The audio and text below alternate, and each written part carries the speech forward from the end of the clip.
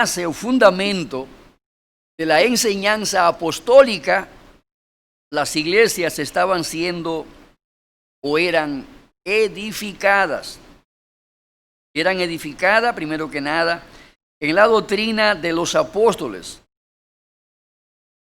Pero también vimos que la iglesia, una de sus marcas principales era que tenían en común todas las cosas. Tenían lo que se llama una comunión estrecha, cercana. Intercambiaban sus bienes. No solamente los bienes espirituales los intercambiaban, sino que también intercambiaban los bienes materiales con los cuales Dios les había bendecido abundantemente. Ahora, otro punto de la agenda que llevaba a cabo la iglesia primitiva era la comunión unos con otros. El partimiento del pan o la celebración de la Santa Cena, como comúnmente se le llama. Como sabemos, esto fue algo que Cristo le había mandado a ellos hacer, y esa práctica fue instaurada por Cristo y fue una práctica que la iglesia apostólica adoptó inmediatamente y la puso por obra. Y es lo que la iglesia ha estado haciendo a través de los siglos. Tenemos 2000 siglos de práctica de esa ordenanza que el Señor estableció. Mateo capítulo 26. Vemos la celebración y a su vez la instauración de la Santa Cena. Mateo 26, 26 dice: y mientras comían, tomó Jesús el pan y bendijo, y lo partió y dio a sus discípulos y dijo: tomad, comed, esto es mi cuerpo. Tomando la copa y habiendo dado gracias, les dio diciendo: bebed de ellas todos, porque esto es mi sangre del nuevo pacto, que por muchos es derramada para remisión de los pecados. Aquí tenemos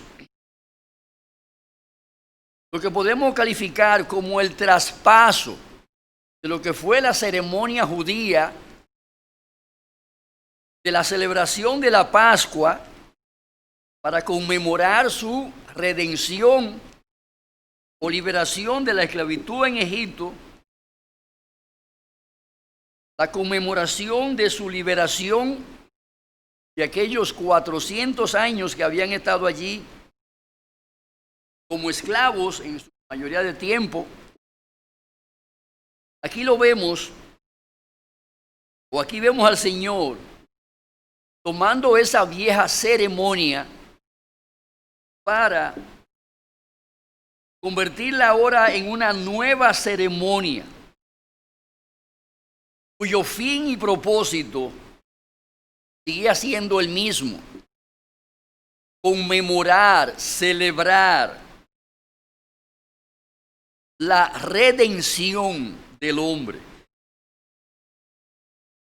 La vieja Pascua tenía como finalidad celebrar para recordar. ¿Celebrar para recordar qué? Bueno, la liberación de Israel de su esclavitud a Faraón allá en Egipto. Ahora, en el nuevo pacto, la Santa Cena o Pascua tendría como propósito conmemorar y a la vez recordar ¿qué cosa? Nuestra liberación de la esclavitud, no de Faraón, el de Egipto, sino de Satanás y el pecado. Por eso Cristo dijo, esto es mi sangre del nuevo pacto. En el viejo pacto se sacrificaron corderos, cuya sangre fue puesta en el dintel de cada puerta donde vivían los judíos, de cada hogar donde vivían los judíos. Cuando el ángel iba por las calles y veía aquella sangre en el dintel de las puertas, seguía de largo y no mataba a los primogénitos. Aquella sangre era una señal de la sangre de Jesús que sería derramada años después. Pero ese cordero, no solamente ellos debían de tomar la sangre para ponerle en el dintel de la puerta, también ellos debían de comer la carne de ese cordero. Esa carne debía ser sazonada con elementos amargos. La meta era que ellos pudieran por ese medio recordar la amargura de lo que vivieron en Egipto y para que así pudieran tener constantemente un corazón agradecido a Dios por aquella redención que le había obsequiado. Cristo dice, esto es mi sangre del nuevo pacto, que por muchos es derramada para remisión de los pecados. La Santa Cena tiene como base o fundamento la sangre del Señor Jesucristo.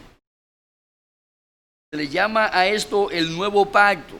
El viejo pacto tenía como base o fundamento la sangre de aquellos corderos pascuales que eran sacrificados, pero el fin era fundamentalmente el mismo: establecer un antes y un después en la vida del pueblo de Israel. Y de esa manera recordar siempre lo que Dios había hecho por ellos, lo que ellos habían recibido como un favor de parte del Señor. La iglesia, desde que comenzó a caminar, inmediatamente tomaron aquella vieja práctica y la convirtieron en una nueva práctica. Esta vez sería una actividad continua en la vida de la iglesia local. Lucas, capítulo 22, también recoge el mismo episodio de la celebración de la esa Santa Pascua. Lucas 22, 19. Y tomó el pan y dio gracias, y lo partió y les dio, diciendo, esto es mi cuerpo, que por vosotros es dado.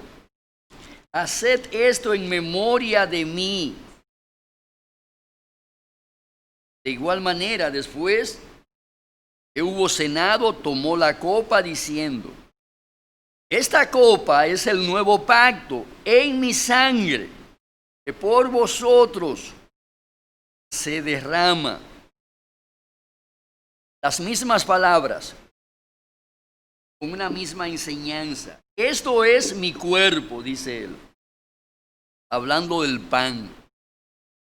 Ese pan representaba su cuerpo, que como trigo habría de ser molido, habría de ser triturado, para convertirlo en harina fina, de primera, con la cual hacer el pan, que habría de alimentarnos a través de la fe. Esto es mi cuerpo, que por vosotros es dado, dice él.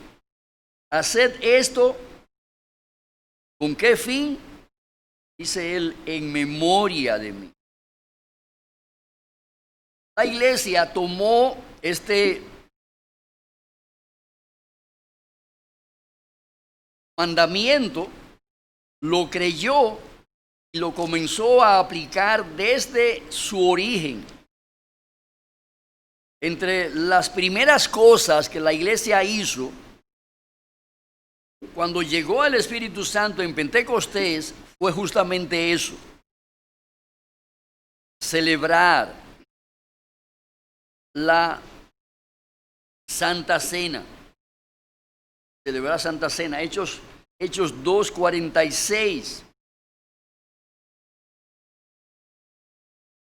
Y perseveraban unánimes cada día en el templo. Y partiendo el pan en las casas, comían juntos con alegría y sencillez de corazón, alabando a Dios, teniendo el favor con todo el pueblo. Y el Señor añadía cada día a la iglesia los que habían de ser salvos. Eso es interesante, mis amados hermanos, porque aquí se señala claramente que la Santa Cena está entre esas actividades redentoras mediante las cuales Dios salva a pecadores y lo añade a la iglesia. Primera a los Corintios, capítulo 11.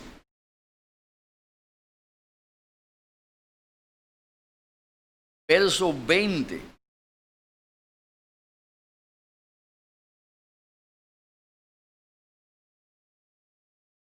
Esta iglesia de los Corintios fue establecida alrededor del año 60 después de Cristo. O sea, unos 50 y pico años después de haber celebrado la primera cena en Jerusalén. Puede estimar quizás 60 años máximo.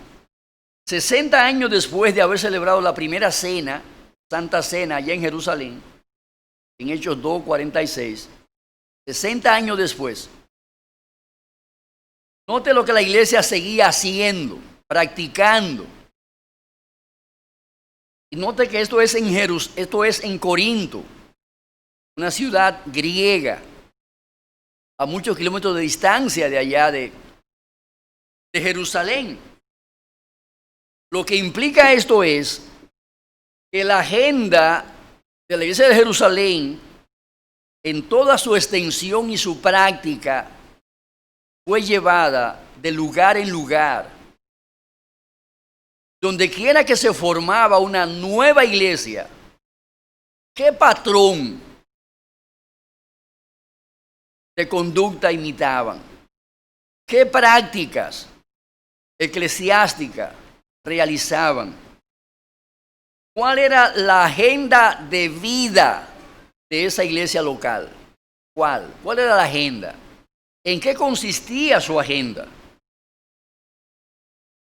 Aquí tenemos a esta iglesia, unos 60 años después de la celebración de la primera Santa Cena, después que llegó el Espíritu Santo en Pentecostés.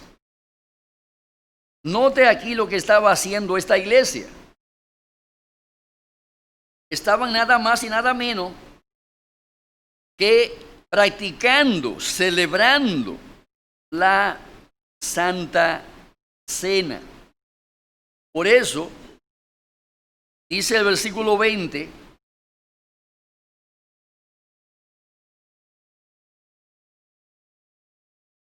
¿cuándo pues os reunís vosotros? Esto no es comer la cena del Señor, porque al comer cada uno se adelanta a tomar su propia cena. Y uno tiene hambre y otro se embriaga. Vea cómo habían pervertido, habían dañado, corrompido la práctica ortodoxa con que la iglesia en Jerusalén había participado, comido la Santa Cena. Ya aquí habían gente, ve lo que dice, porque al comer cada uno se adelanta a tomar su propia cena. Yo tengo hambre, yo no te voy a esperar a ti. O sea, habían desvirtuado el propósito. Ya el fin de la misma no era con un fin espiritual, conmemorar la muerte y resurrección del Señor Jesucristo. El fin de esa cena que celebraban en Corintio, ¿cuál era? Hartarse. Su fin era material, simple y llanamente comer para satisfacer el hambre de su cuerpo. Su motivación ya no era religiosa o religioso. Su motivación era llenar una necesidad fisiológica, comer, comida. Cuando pues os reunís vosotros, esto no es comer la cena del Señor, por la manera en que estaban celebrando la Santa Cena. Dice Pablo, porque al comer, cada uno se adelanta a tomar su propia cena. Y uno tiene hambre. ¿Ve para qué era que se juntaban? Para darse una hartura. Y otro, note lo que hacían, se embriagan. Comida y bebida, una combinación peligrosa cuando el fin no es agradar a Dios, sino agradar a la carne. Es una combinación peligrosa.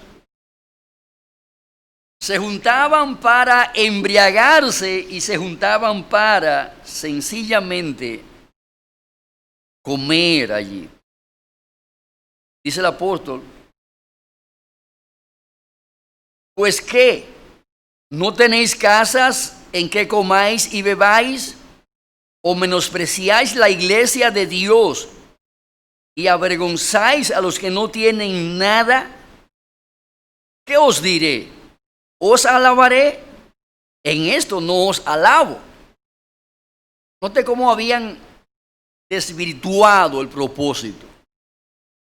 Aparentemente los que tenían billete llevaban un banquete, llevaban un opíparo banquete para dar una exhibición de su opulencia, un manjar fino. Quizá la compraban hecha en un buen restaurante, muy bien servida, muy bonita, muy bellamente decorada esa mesa, ese banquete.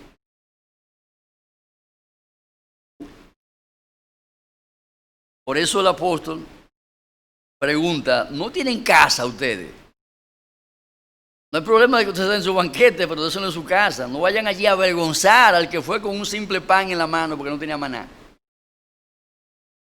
No vayan allí a avergonzar a aquel que simple y llanamente lo que llevó fue un pancito sin levadura, una masita de pan, porque no tenía maná, eso es lo que había. Y aparentemente allí había una competencia sobre quién llevaba el mejor manjar, una competencia. Habían desvirtuado el fin de la Santa Cena. ¿No tenéis casas en que comáis y bebáis? ¿Menospreciáis la iglesia de Dios y avergonzáis a los que nada tienen? Qué triste eso, ¿verdad? ¿En qué la iglesia la habían convertido? ¿O en qué habían convertido la Santa Cena? Lejos de ser un medio de santificación y de edificación para la iglesia, la habían convertido en una piedra de tropiezo para muchos de los miembros de la iglesia. Y naturalmente, eso traería consecuencias nefastas para la iglesia en general. Porque, ¿qué harían muchos en ese contexto? ¿Cómo responderían muchos? Sobre todo aquellos que eran víctimas del escarnio de quienes llevaban los banquetes, no asistiendo, no yendo, no participando, porque esto no era para ellos un motivo de edificación, sino de qué, de vergüenza y de humillación. Ponía de relieve su calamidad económica, su mala situación económica. Y nadie quiere ser humillado en público, nadie quiere ser vejado en público, nadie quiere ser víctima de una burla o escarnio en público. Es natural. Por eso Pablo pregunta, ¿no tienen casa en la que puedan comer y beber? Si eso es lo que ustedes quieren, quédense en su casa, no vayan a la iglesia con ese tipo de actitud. No vayan a la iglesia con esa clase de actitud, porque eso no agrada a Dios, eso no bendice a los demás miembros de la iglesia. Dice el apóstol, yo recibí del Señor lo que también os he enseñado. Pablo enseñaba qué era una santa cena, cómo se debía de celebrar, los requisitos de vida que la persona debía de poseer para sentarse en la mesa, degustar la santa cena. Yo recibí del Señor, dice Pablo, lo que también os he enseñado. Que el Señor Jesús, la noche que fue entregado, tomó pan y habiendo dado gracias, lo partió y dijo, tomad, comed, esto es mi cuerpo que por vosotros es partido. Haced esto en memoria de mí. Vea la manera humilde, la manera reverente, la manera ordenada en que la iglesia debía de reunirse para que cada miembro tomara el pan, tomara el vino, para de esta forma celebrar la mesa del Señor. Asimismo tomó también la copa después de haber cenado, diciendo, esta copa es el nuevo pacto en mi sangre. Haced esto todas las veces que la bebiereis en memoria de mí. Y es interesante que Pablo ahí habla de continuidad, todas las veces que la bebiereis. Esto fue establecido para que la iglesia, cada iglesia local, en cada generación, participe de esto, celebre esto y haga de esto parte de su adoración a Dios. Esta copa es el nuevo pacto en mi sangre. Haced esto todas las veces que la bebiereis, note, en memoria de mí. En memoria de mí. Así pues, todas las veces que comiereis este pan y bebiereis esta copa, la muerte del Señor anunciáis hasta que Él venga. Ahora, es interesante observar aquí el concepto del nuevo pacto. Esta copa es el nuevo pacto en mi sangre. Porque eso que estamos aquí leyendo no es otra cosa sino que el cumplimiento y aquella promesa dada por Jeremías en el capítulo 31, verso 31 al 34. Vayamos allá, por favor.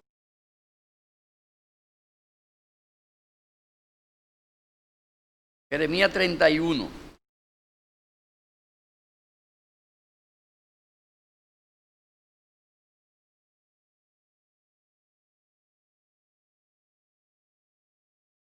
He aquí que vienen días, dice Jehová, en los cuales haré nuevo pacto con la casa de Israel y con la casa de Judá. No como el pacto que hice con sus padres el día que tomé su mano para sacarlos de la tierra de Egipto, porque ellos invalidaron mi pacto, aunque fui yo un marido para ellos, dice Jehová. Pero este es el pacto que haré con la casa de Israel. Después de aquellos días, dice Jehová, daré mi ley en su mente. He ahí las estipulaciones del pacto. He ahí los acápites del pacto.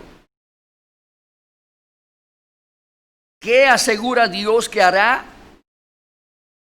con su pueblo a partir de la instauración del nuevo pacto? Número 1, daré mi ley en su mente. 2, la escribiré en su corazón. 3, yo seré a ellos por Dios. Y 4, ellos me serán por pueblo. Esas son las 4 estipulaciones o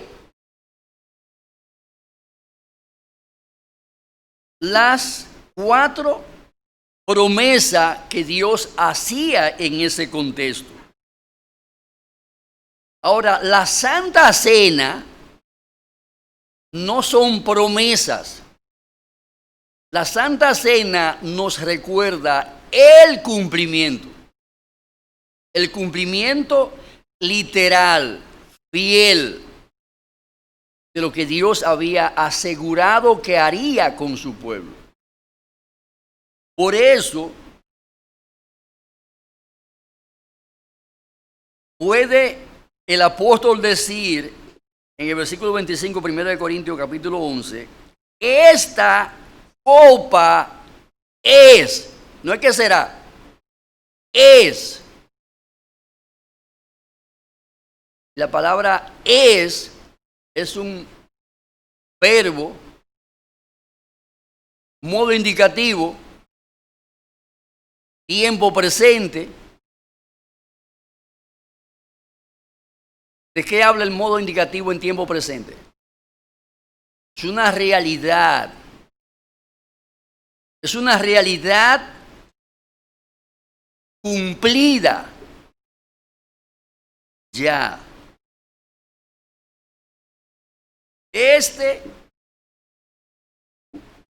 Esta copa es el nuevo pacto. Cada vez que usted tome en la mano esa copa que contiene vino, te está diciendo exactamente esa misma palabra. Te está diciendo ahí, esta copa, yo creo que es el cumplimiento de lo que Dios dijo que haría. ¿Qué fue lo que Dios prometió? Escribiré la ley ¿a dónde? En la mente. La pondré ¿a dónde más? En el corazón. ¿Qué más? Yo seré a ellos por Dios, y ellos serán para mí mi pueblo. Entonces, eso es exactamente lo que estamos diciendo que sucedió. Cuando usted toma esa copa en la mano, usted está con ello proclamando que Dios escribió su ley en su mente, que Dios estableció su ley en su corazón. Usted está proclamando que Jehová Dios es su Dios y que usted es su hijo, su hija, parte de su pueblo, miembro de su familia. Eso es lo que significa la Santa Cena, hermano. Eso es lo que debemos tener siempre presente en nuestra mente. Cada vez que participamos de una Santa Cena, venimos aquí para conmemorar ese hecho, para celebrar ese hecho.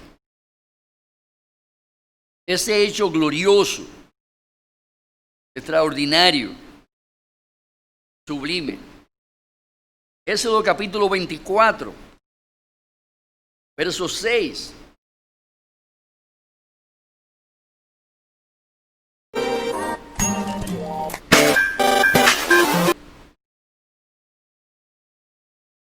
Y Moisés tomó la mitad de la sangre y la puso en tazones y esparció la otra mitad de la sangre sobre el altar.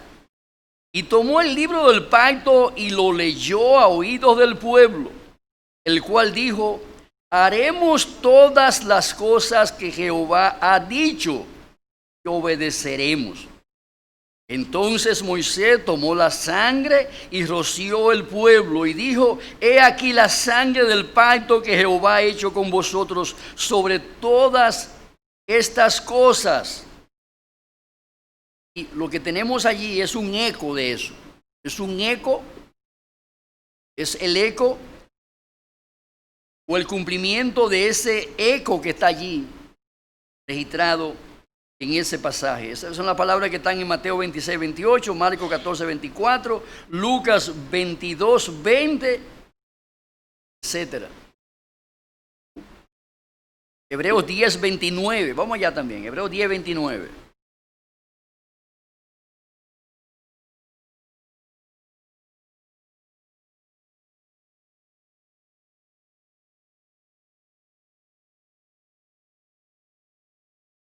¿Cuánto mayor castigo pensáis que merecerá el que pisoteare al Hijo de Dios y tuviere por inmunda la sangre del pacto en la cual fue santificado e hiciese afrenta al Espíritu de gracia? Ese pasaje es interesante porque ahí de nuevo se hace una apelación a ser cuidadosos. A ser cuidadosos en lo tocante a la sangre que fue derramada para sellar el nuevo pacto. Como pudimos observar, en el antiguo pacto se derramó sangre, la de un cordero. Con esa sangre se roció al pueblo, un símbolo de que el pueblo había sido santificado o apartado del pecado y consagrado para Jehová Dios. Es lo mismo. Aquella vieja sangre del cordero representaba la sangre de Jesús. Y si era santa aquella sangre, debían de ser cuidadosos los que eran rociados con ella para que no la fueran a tomar a la ligera o cualquier cosa, porque Dios podía fulminarlos si aquello era delicado, y debían ser cuidadosos. Aquella sangre de un simple becerro o de un simple cordero, si aquello era tremendamente peligroso para quienes la tomaban de manera superficial y ligera, ¿cuánto más? Pregunta el apóstol. Deben de ser cuidadosos los que han sido rociados nada más y nada menos que con el Cordero de Dios que quita el pecado del mundo, el Señor Jesucristo. De hecho, observemos lo mal que le fue a algunos, no en el Antiguo Testamento, en el Nuevo Testamento, en el Nuevo Pacto. Lo mal que le fue a muchos de esos que habían convertido en un relajo la cena del Señor. Versículo 22. Pues que no tenéis casas en que comáis y bebáis, o menospreciáis la iglesia de Dios y avergonzáis a los que no tienen nada. ¿Qué os diré? ¿Os alabaré? En esto no os alabaré. Ahora, ¿cuál fue la cosecha que muchos recibieron? Producto de esa conducta que se narra en el versículo 22.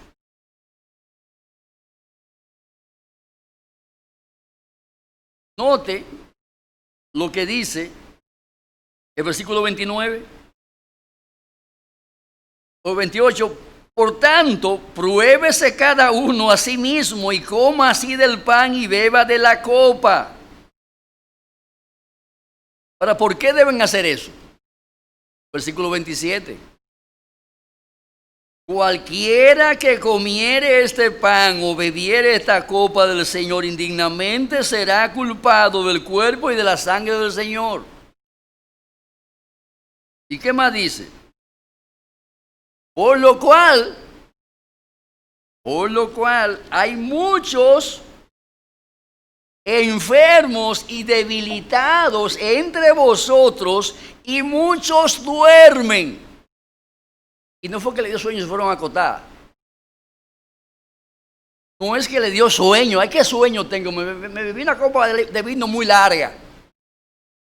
Y me he entontecido. Me siento mareado. Déjame irme a acotar. No está hablando de eso. No es que duermen porque se pasaron de copa. Le dio sueño o se emborracharon. Cuando usted se pasa de copa, es natural que su cerebro se desactive y usted le dé sueño o se duerma del humo, como dicen. Pero aquí no ando hablando de gente que se durmieron por el humo que tenían. Estamos hablando de personas que sencillamente Dios los mandó a dormir, no en su cama, sino en la tumba, en el cementerio. Muchos duermen.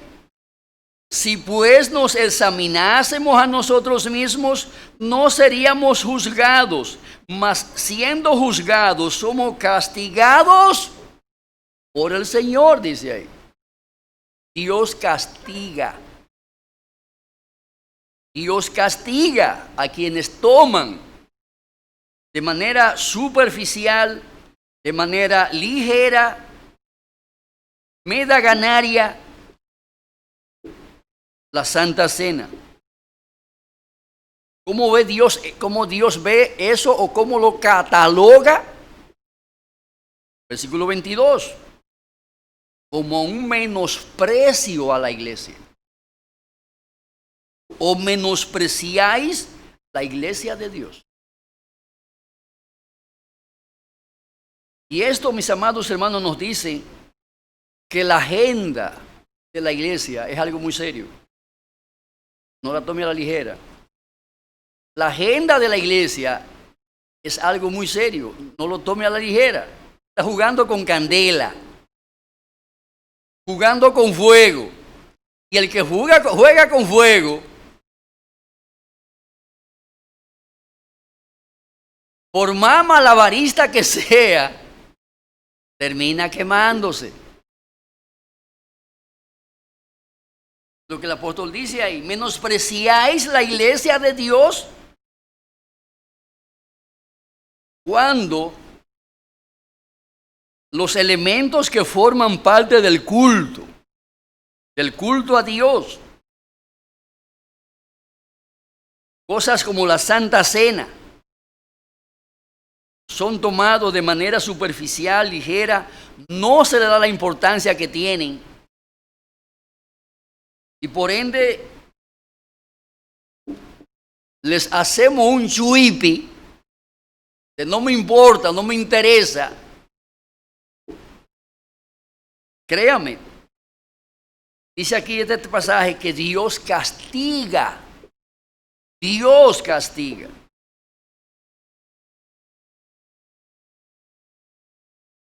Cuando somos juzgados por Dios y hallados culpables de esos pecados, Dios castiga.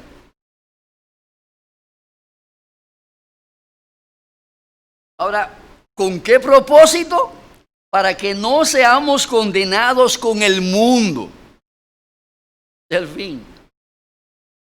Ese es el fin, para que no seamos castigados con el mundo. O condenados con el mundo. Ese es el propósito de la Santa Cena. Santificarnos. Ahora, cuando nosotros no santificamos la Santa Cena, cuando no tomamos en serio la Santa Cena, cuando no llenamos las expectativas de Dios y los estándares de Dios para celebrarla, créame, estamos jugando con fuego. Porque la Biblia enseña que Dios es amor, pero también Él es ¿qué?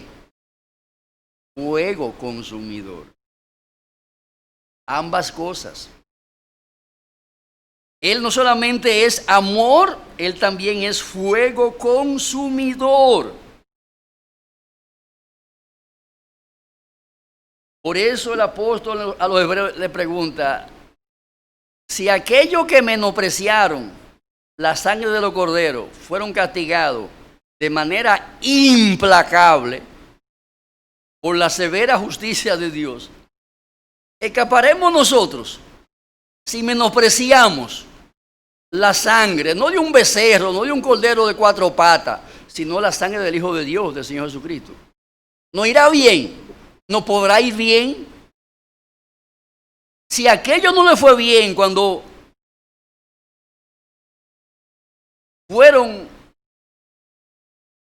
oiga bien, pisoteadores de esa sangre, si no le fue bien a ellos, mucho menos nos irá bien a nosotros. Ahora, recordad lo que está en el corazón del nuevo pacto que celebramos cada vez que nosotros tomamos el pan y el vino.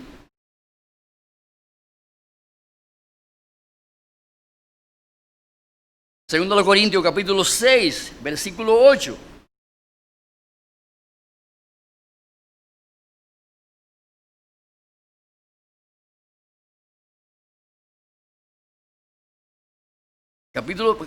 Leámoslo del capítulo, 2 Corintios capítulo 6, veamos del versículo 16.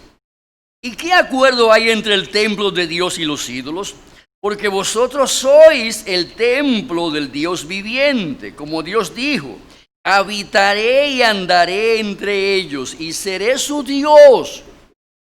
Eso es el nuevo pacto. Eso es el nuevo pacto en toda su expresión. Seré su Dios y ellos serán mi pueblo, por lo cual salid de en medio de ellos y apartaos, dice el Señor, y no toquéis lo inmundo, y yo os recibiré y seré para vosotros por padre y vosotros me seréis hijos e hijas, dice el Señor Todopoderoso. Y me encanta cómo termina él allí, identificándose a sí mismo como el autor de esas palabras. Él se revela como el Adonai,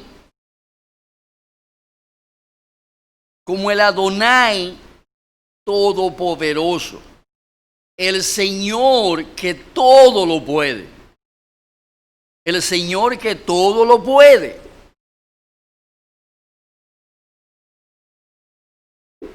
Eso es lo que él aquí garantiza. Dice el Señor que todo lo puede. De manera, mis hermanos, que la Santa Cena es una de esas partes integrales del culto a Dios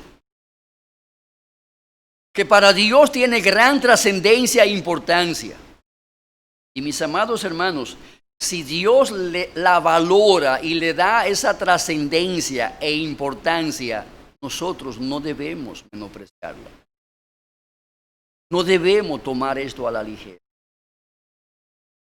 No debemos, sino que tomarla muy en serio y de esa manera comprometernos para celebrarla según los estándares de Dios, según los requisitos de Dios según la voluntad claramente revelada por nuestro Señor y Dios.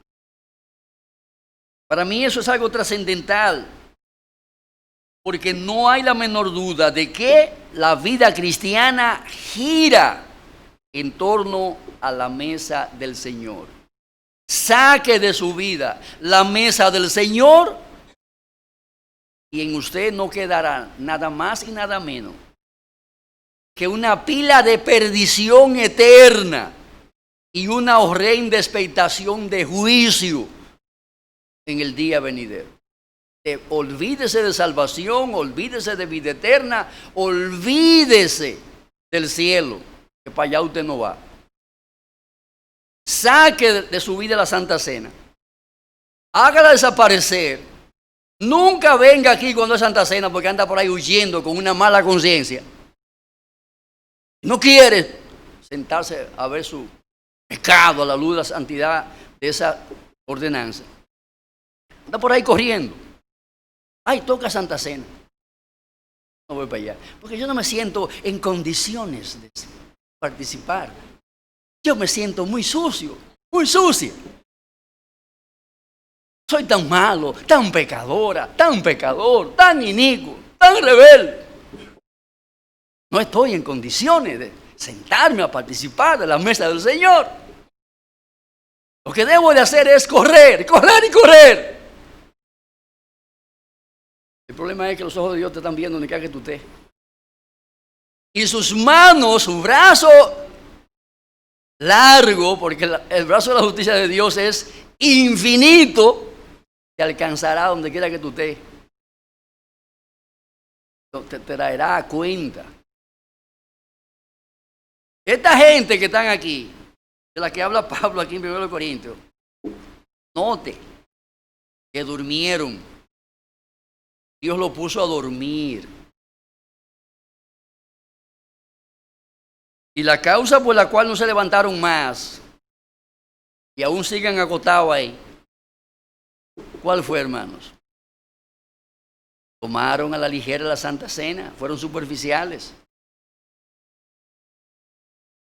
Fueron superficiales, no asumieron su responsabilidad, no tomaron, no comieron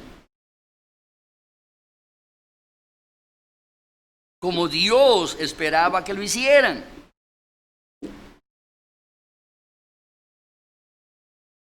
De manera que cualquiera que comiere este pan o bebiere esta copa del Señor indignamente, sin discernir el cuerpo del Señor, sin discernir la sangre del Señor, será culpable del cuerpo y de la sangre del Señor. ¿Lo que dice ahí? De ahí la necesidad de que estemos constantemente probándonos. Mi fe es real. Welcome to Camtasia. This sample project will provide a quick tour and get you started. Bautista reformado. If you're looking for more in-depth tutorials that will walk you through convicción doctrinal, confesional, mi vida está alineada con esas doctrinas bíblicas. Estoy viviendo según los requisitos de Dios, llenando los estándares de Dios. Lo que esta Santa Cena representa realmente ocurrió en mi vida. ¿Está la ley expuesta en mi mente y en mi corazón? ¿Ha sido la ley establecida en el reino de mi corazón? ¿Es Jehová Dios mi Dios y yo soy parte de su pueblo? ¿Soy yo su hijo? ¿Soy yo su hija? Esa es una pregunta que hay que responder, porque ese es el nuevo pacto. Eso es lo que representa la Santa Cena. ¿Qué nos recuerda siempre la Santa Cena? Nos recuerda que por la muerte de Jesucristo, por su sangre derramada, Dios hizo un nuevo pacto. en el cual escribió su ley en nuestra mente, la puso en el corazón nuestro, se constituyó en nuestro Dios y nosotros fuimos constituidos en su pueblo. Eso es lo que representa la Santa Cena. Ahora, eso es una realidad en mi vida. Si realmente yo tengo la ley de Dios en mi mente, porque Dios la escribió ahí con su dedo. Si tengo la ley de Dios en mi corazón, porque constantemente la estoy leyendo, estudiando y atesorando, memorizándola, y está allí guardada en mi corazón. Si realmente vive una vida consciente y deliberada en la presencia de Dios, porque Él es mi Dios y yo soy parte de su pueblo, entonces estoy calificado ¿para qué? Para tomar la Santa Cena. No salga corriendo. Si usted ha cometido una ofensa, ha violado un mandamiento, un principio bíblico, y usted está consciente de eso, ¿qué es lo que usted tiene que hacer? Correr como una gallina. Correr por ahí, creo. O tiene que venir a Cristo en arrepentimiento y en fe. Eso es la Escritura. Hay una promesa maravillosa en 1 Juan 1:9. Grábesela ahí en el cocote suyo, en su cabeza, póngala ahí, créala y aplíquela cuando ha habido pecado. Si confesamos nuestros pecados, ¿qué promete Dios? ¿O qué garantiza Dios? Que Él es justo, Él es fiel y Él es justo, ambas cosas. Él es fiel, pero además Él es justo. ¿Él es fiel a qué? A su promesa. Si Dios dice que le dará algo, después no le va a venir con una corta y una larga. Yo pensaba hacerlo, pero mira, pasó esto, aquello, un cuentazo, como muchas veces hacemos nosotros, para justificar nuestro incumplimiento de lo que habíamos prometido. Yo quería hacerlo, pero, y ahí metemos el pero, todo es largo. Siempre tenemos un pero para justificar nuestro incumplimiento de lo que prometemos. Hermano, Dios no es así. Él no es así. Él es fiel, absolutamente fiel. Él es justo, absolutamente justo. Lo que Él dijo que hará, lo hará. Él es fiel y Él es justo para perdonarnos y limpiarnos. Asegura Él de toda maldad. Entonces su deber no es correr cuando peca, su deber es reconocerlo y confesarlo. Esa es la clave.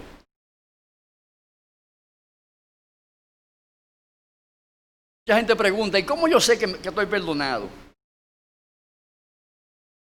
Bueno, de la misma manera en que tú sabes que alguien te perdonó, cuando tú le has hecho algo y te dice te perdono. ¿Cómo tú sabes que esa persona te perdonó? Porque Él te dijo que te perdonó. ¿Y qué tú debes de hacer? Creer su palabra. Y a partir de ahí, verte a ti mismo perdonado. Verte a ti mismo sin nada de cuenta pendiente con esa persona a quien tú ofendiste, a quien tú le faltaste, a quien tú le violentaste sus derechos. Pero cuando esa persona te humilla y dice, mira, yo reconozco que te hice mal, reconozco que te falté, que fallé, que te ofendí, por favor, perdóname. Y esa persona te dice a ti, mira, yo te perdono, está bien. No lo vuelvas a hacer otra vez, pero yo te perdono. A partir de ese momento, ¿cómo usted se siente con relación a esa persona? ¿Con una cuenta pendiente o ya libre de esa cuenta? Pues eso mismo sucede en nuestra relación con Dios. Él garantiza que si confesamos nuestro pecado, Él es fiel y Él es justo, ¿para qué? Para perdonarnos. Si yo cumplo la primera parte, confieso, ¿qué debo de esperar? O que Dios cumplió la segunda parte. ¿Cuál? Perdonarme y limpiarme, las dos cosas. Me perdona, Eso tiene que ver con el quebrantamiento de la ley.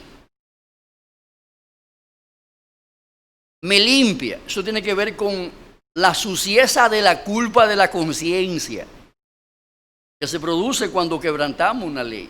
Hay una carga, usted se siente cargado. Wow, qué mal lo hice, qué mal lo hice, qué mal lo hice.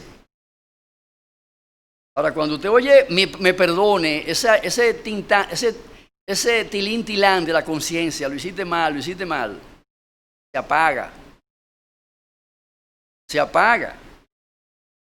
Porque se reconoce que la culpa, que la transgresión ha sido perdonada y la culpa ha sido borrada. De esa manera, se recupera la tranquilidad de su conciencia y la paz de su alma. Es bien simple. El problema es que uno se complica mucho las cosas. Uno se complica mucho las cosas. Y eso se aplica no solamente para los creyentes, también para los impíos. Yo no creo que haya uno más pecador que yo en ese primer día que yo me convertí, o el día que yo me convertí. Yo sé que la montaña de mi pecado me tapaba yo no sé cuántas veces por el tamaño del montón que había allí. Ahora, el día que el Señor a mí me perdonó, a partir de ese momento, esa montaña que me tapaba, que me cubría varias veces, desapareció una vez y para siempre de delante de mis ojos. Y a partir de ahí, mi alma fue sacada de debajo de esa montaña de pecado y de culpabilidad para vivir en libertad, libre del peso de esa montaña de pecado que cubría todo mi ser. A partir de ahí fui liberado de ese peso de la culpa, que me mantenía viviendo una vida de anciano, aunque era un jovencito todavía, porque el peso de la culpa era tal que me mantenía viviendo jorobado, andando y viviendo como un anciano, caminando como un ancianito por el peso de la culpa. Ahora, cuando ese peso de la culpa es tomado por el Señor Jesucristo y es retirado de las espaldas de uno, ¿cómo usted se siente? Libre. Libre de la culpa, libre de la carga de la culpa, libre de toda contaminación de cuerpo, alma, mente, pensamientos. Entonces, amados hermanos, esa Santa Cena es parte integral de la vida cristiana. Lo que ella representa es nada más y nada menos que la esencia misma del cristianismo bíblico. Así es que, por favor, hermanos, cuando hay Santa Cena, no corra como Adán y Eva. Usted siente la culpa del pecado. El Señor dio ya la solución a ese mal que usted tiene. Créalo y aplíquelo. Créalo y aplíquelo. Y si usted no ha tomado todavía Santa Cena por primera vez, esfuércese por llenar los requisitos establecidos por Dios para ese propósito. Esfuércese. Haga su discipulado, discipúlese. Aprenda qué es el Evangelio. Y obviamente, crea eso y aplíquelo a su vida cotidiana. Conoceréis la verdad y la verdad que os hará libre. ¿Libre de qué? Del pecado, de la culpa del pecado, de la esclavitud del pecado, de las consecuencias del pecado, que arruinan y dañan la vida en todo el sentido de la palabra, que desgracian la vida humana. Dios te hará libre de eso, limpio de eso. La Santa Cena, amados hermanos, encarna las doctrinas del Señor Jesucristo en toda su extensión. No la tomemos a la ligera. Seamos fieles y serios en la administración de esa ordenanza, en lo personal y en lo congregacional, para que la gloria de Dios se manifieste y se siga manifestando, como en efecto lo ha hecho a través de los siglos. La iglesia ha pasado por terremotos terribles que la han sepultado bajo escombro, pero de ahí Dios ha sacado la Santa Cena como un estandarte del Evangelio glorioso y redentor del Señor Jesucristo. Dios nos ayude, hermanos, a vivir conforme a esos estándares para celebrar la Santa Cena con la dignidad, la reverencia y la gloria con que Dios quiere que la celebremos. Te damos gracias, oh Dios, por tu palabra, especialmente por esta maravillosa doctrina que la iglesia primitiva practicó, que luego las iglesias que nacieron de allí también han practicado por siglos. Concédenos como iglesia local ser fiel a esta ordenanza, haciéndolo como te agrada a ti. Para el bien de las almas y para la gloria de tu nombre, te rogamos estas cosas en el nombre de Jesús. Amén. Ese es su misión.